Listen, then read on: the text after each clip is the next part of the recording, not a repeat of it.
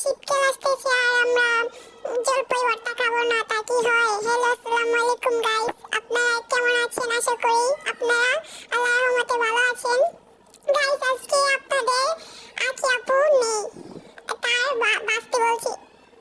তো সে সে আজকে আসতে পারেনি, তাই আমি ভয়েস দিতেছি। সে ভিডিও করেছে, সে একটু সিক, তাই আমাদের সাথে আসতে পারেনি।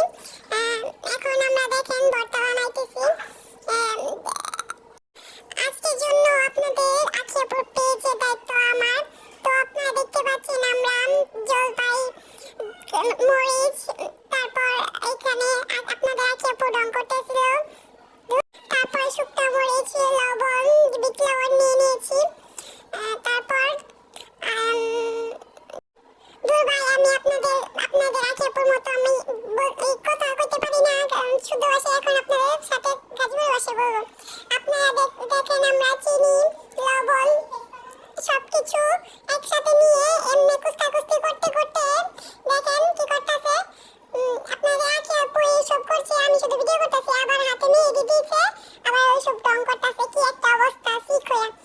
এখন আপনাদের শত্রু যা আছে আশেপাশে, তাদেরকে যেভাবে মারতে মন চায়, চটকাতে মন চায়, সেভাবে চটকাবেন। এখন দেখেন রিভিউ দিতেছে।